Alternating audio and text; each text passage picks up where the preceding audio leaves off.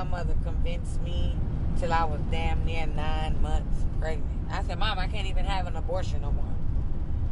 She told me, you don't know what you about to get into. You have no idea. And she was so right, because I had no clue. But you know what? My baby was hungry. I got up and fed her. When my baby needed clothes, I got my ass out here, and I got my baby some clothes. Her hair, you ain't never say Pretty Pete Baby was looking crazy. She looked better than me. Shit. I'm like, look at this little heifer, little fat thing. She had like 6 rolls on each leg and each arm. Looked like a little roly-poly caterpillar Michelin man baby. But beautiful and happy. And brought so much joy to my life, even though I had been disowned and I had been kicked out. I had this little girl who looked exactly like me, who depended on me, no matter what I was going through, to take care of her. And she would look at me with these eyes, and she would give me this big smile and this beautiful laugh, and that's what my motivation is. That's what keeps me going. Is them. You know, and then I have my butter ball, my fat 8 pounds, 6 ounces, 21 and a half inches long baby boy on June 28th. And he's going to be 7, June 28th. So, I mean, I feel old. You know what I mean? I just turned 29, but let me tell you about this little nigga here. When I got pregnant with him, I said that I felt like I didn't really give men a chance. And my parents hated the fact that I was a woman. They would make my life a living hell. They would cuss all my girlfriends out. I couldn't come to the house. They would come to my house. They disrespected. It was crazy. So once me and my ex had broke up, I was like, well, I might as well be with a nigga or a dude. Even though I know I don't like it, I knew in my mind I had never given a man a chance. I've never been with him. So how can you say you don't like it if you never tried it? You know, it's like, I hated crawfish. I hated them with a passion, and now I can't stop eating this shit. And I just tasted it for the first time at the age of 29. Shit, I don't like them damn things. They got eyes, they look gross. Ugh. No, I don't want it. I tasted them mother shits, and I'm stuck. So, you know, I was kind of, I don't want to say struggling with my sexuality, because I knew in my heart that I was a lesbian. But I didn't want to say, okay, I didn't try it. I don't want to just be like, oh, well, you know, a lot of motherfucking people would be like, how the hell you know you don't like men if you ain't never been one? Well, I will tell you, I'm very, very, very physically, I am not, I don't have a physical connection, but I think men are beautiful. I think they're handsome. I think they're strong. I think they're tall. I admire them a lot. But I can't, baby. It's men out there. It's nothing personal. Pretty P loves you. I'm not a man eater. I'm not Lady Gaga. But I just can't do it. Your body parts don't do anything for me. Sorry. But, you know, basically I took it to the point and I said, if I'm going to go through this much drama with a girl, I might as well make myself be with a dude, and at least I can have my family back. So I was dancing, and I was dancing at a strip club, and I was very, very, very feminine at the time. Nails done, hair done. I was fancy, girl. I was fancy. But this guy walked in, and he looked just like T.I., just like a bigger version of T.I.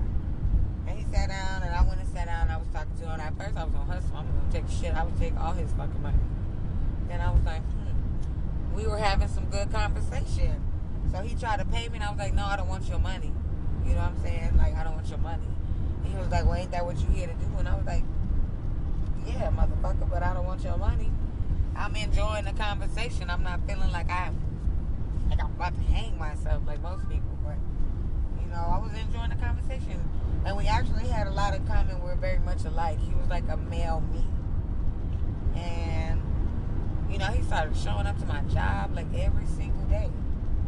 And then I think I had some car troubles at one point in time. He was like, I'll come get you and take you to work. And that just took off from there. My mom was in love with him. Oh, it was crazy. Before you know it, I'm pregnant.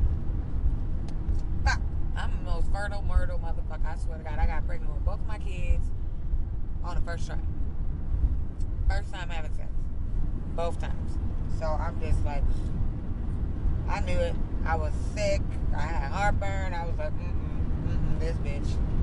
And I feel like that motherfucker did it on purpose. Yeah, I said it. Granted, you know what I'm saying? Things happen. One thing leads to another. We both were being irresponsible. But it's deeper shit between Sean and I, and he knows that. So, you know, you did this shit on purpose, nigga. You want a pretty pink to be your baby mama. It's okay. Because I got a beautiful baby. I said beautiful babies. So, anyways, I get pregnant, and I would say not even a month into my pregnancy with my son, he gets 5 years. So now I'm panicking. I'm like, oh my God, I got a little girl pregnant. Now I'm really contemplating abortion. And I don't even believe in abortion, but I was young and I was struggling, and my only help, which was my other half, was in prison. So I didn't know what the fuck to do. And I hid my pregnancy from my family and my friends and from everybody until I was like at least 7 months. I sucked it in.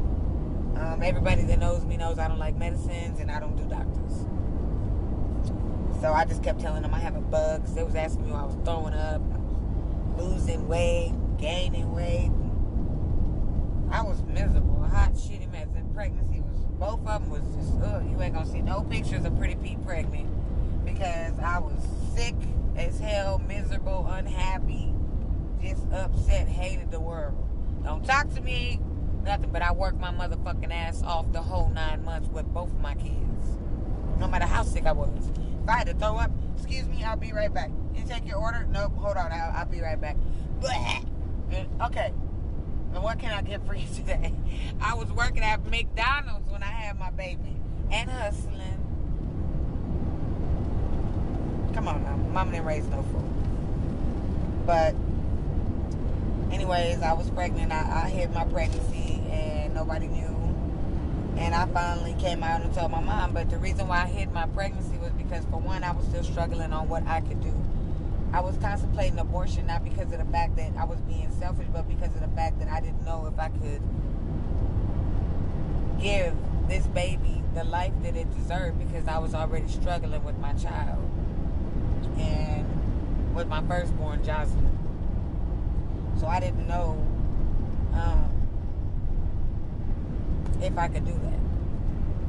And I came out and I told everybody I was pregnant. I had my baby.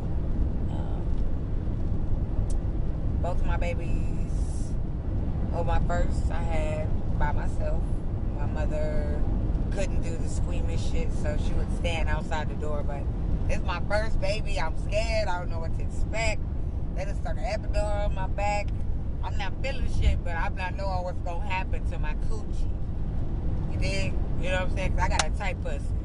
And I'm thinking in my mind, like, oh my God, I'm 17, like, oh my God, my stuff is going to be loose. I ain't had nobody in there to hold my hand. But my little girl came out 7 pounds, 11 ounces. She was 21 inches. Jaden was 21 and a half. Jaden was a fat ass little baby though. But I had my son. And he was so white. And when he came out, I said, whose baby is this? Like, is this mine? Because his ass was like, have you seen that movie Powder? Like, he was really Caucasian looking. And I know my baby daddy is yellow. And I ain't too light, shit. But this nigga came out like a white baby. And I was like, And he was so spoiled. I could not get up. I could not move without that nigga stuck to me. He's still that way. And my little girl, she was just a happy baby. That was my mama's baby. That was my mama's baby. That was she was a grandma's baby. Couldn't tell her nothing. She wanted to go to grandma's every fucking weekend, which was good for me because mama got to get out here and hustle. And she done went through like a bag of diapers, and, onesies, bottles, formula, wipes, baby food, shit that WIC and welfare don't cover. Yes, I was on welfare. Am I ashamed of it? No. Am I now? No. But I was then. I needed help. I was young. I was lost. Money wasn't right. And I had a child. So I had WIC. No, I did not breastfeed. None of these was sucked on. I'm telling you right now because, let me touch this real quick. As a mother, I feel like this is a very sexual place for me. Like, this is like the key to my ignition. If you touch these, this is like Pandora's box that opens. Okay, you know what I mean? So it's just a very, very sexual place. And at the time, I was young, you know, still a little bit immature. And I was like, no. You want me to do that? No. Can I get a bottle? Nurse, can I get a bottle, please? Because I'm not about to pop these in there. No. And I heard that shit hurts, and they be, oh, dude. Sorry. And my kids are very smart. So I don't know what little myths they got going around about breast milk and what it's supposed to do and how good it is. Look, I have very healthy children. Never had a problem with them. Very smart, very intelligent. And I didn't breastfeed neither one of theirs. So, I don't know. You think I'm a bad mom? Suck my dick. And that's the story behind my children, my son and my daughter. Let me tell you a little bit about them. Jocelyn is very, very smart. Her teacher said she's the smartest in the class. She's very, very girly. She always want to put makeup on and dress up. And, you know, I'm like, that's when my alter ego comes out. When I gotta sit my ass down and play makeup. But those are the ups and downs of being a parent. Sometimes you gotta do some shit you don't want to do. Sometimes you have to be the person that you really are not. You know, you have to be that person that they think you are sometimes. Or, you know, you have to guard them. It's like, I'm so scared all the time. I'm very, very protective. I'm very protective of everybody that's in my life. I've been through a couple of things in my life, so automatically I have that protective instinct. If I call you a friend and I feel like somebody's around threatening your safety, trust and believe Pretty P gonna knock them out before you do. And I'm the same way with my children. I don't like people looking at them. I don't like strangers talking to them. I don't like them being without, I can't see them. I don't like a lot of things. Being a parent is a stress. Because you are constantly worried with all these, you know, you look at these programs with kids that have leukemia and cancer, and, you know, kids that were born with disabilities, Down syndrome, kids that have been kidnapped, kids that have been murdered, kids that have been molested, kids that have been tortured, kids that have been just diagnosed with some shit that there's no cure for, like AIDS. You know, babies that are being born as crack babies, you know, with, you know, drugs in their system. There's so much in the world that's wrong that I try to be as grateful as I can to have these two little perfect angels. And I try to do everything in my power to protect them. My kids will tell you in a heartbeat, and when I get home, I'm going to tell them to tell you what happens when you fuck with mama's babies. Okay? I'm not going to tell you what they're going to say. I'm going to let them tell you themselves. Because I want y'all to meet them as well. I'm going to talk to them and ask them